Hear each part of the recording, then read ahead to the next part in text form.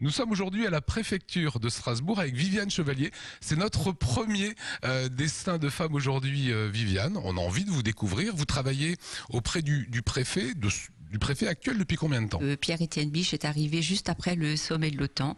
Donc voilà, bientôt 2 ans. Le temps passe très vite du reste. Comment est-ce que vous en êtes arrivé à ces fonctions au sein des préfectures, au sein de celle-ci? Alors, quand je suis arrivée sur Strasbourg, c'était pour suivre à l'époque mon époux.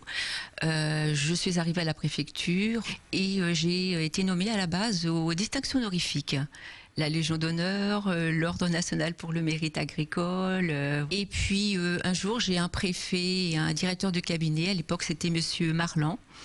Préfet Marlan et Monsieur Couder qui un soir m'ont appelé en me disant à partir de lundi vous changez de poste, la communication ça vous ira bien et vous allez travailler au bureau de la communication. Et voilà, comme ça je me suis retrouvée dans ce bureau. Vous vous imaginiez quel destin quand vous étiez enfant? Oui, alors je vais beaucoup vous amuser parce que quand j'étais enfant, au début, je voulais rentrer et être bonne sœur. Voilà, donc jusqu'à l'âge de 16 ans, ça a été un peu ce que j'avais envie. Et puis j'ai découvert un monde ensuite, alors tout à fait différent. Grâce à des amis de mes parents, j'ai appris ce que c'était que le théâtre. J'ai fait partie d'une troupe de théâtre. J'ai fait du théâtre de boulevard donc pendant quelques années. Et puis malheureusement, mon père est tombé malade. Et donc il fallait un peu faire, comme on disait dans les campagnes, bouillir la marmite. Et donc je me suis dit, il faut que je travaille pour aider maman, puisque papa ne pouvait plus du tout assurer. J'ai écouté la voisine qui m'a dit, écoutez, le sous-préfet d'Orléans cherche quelqu'un. À l'époque, on rentrait encore sans concours.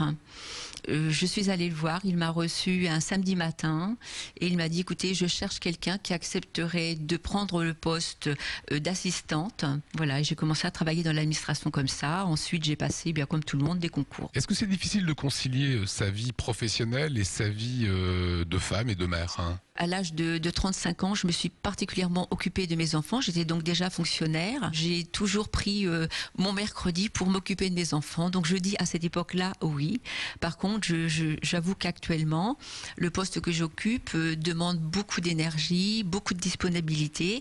Mes enfants sont grands. Donc je considère qu'ils ont moins besoin de moi, mais j'aime bien de temps en temps quand même leur consacrer une journée, mais c'est très très difficile. Est-ce que le pouvoir grise autant les femmes que les hommes? Je ne pense pas.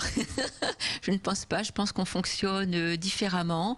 Et puis, bon, naturellement, j'avoue que je ne suis pas... par exemple, je vais vous faire sourire, mais le poste que j'occupe actuellement, logiquement, on pourrait dire chef.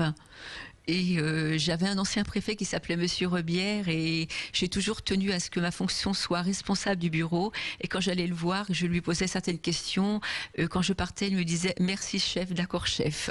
Voilà, donc je ne pense pas, non. Est-ce que c'est un avantage d'être une femme dans ce type de fonction? Je pense que oui, peut-être parce que voilà, on est un peu charmeuse quand on est femme, on use un peu de nos charmes, hein, c'est clair. Et oui, pour un préfet, en tous les cas, quelqu'un qui a le sourire, qui vient les voir sans jamais poser trop de questions, je pense que oui. Vous aimez votre métier? Mais je pense que oui, c'est un métier que je n'ai pas choisi mais que j'aime beaucoup.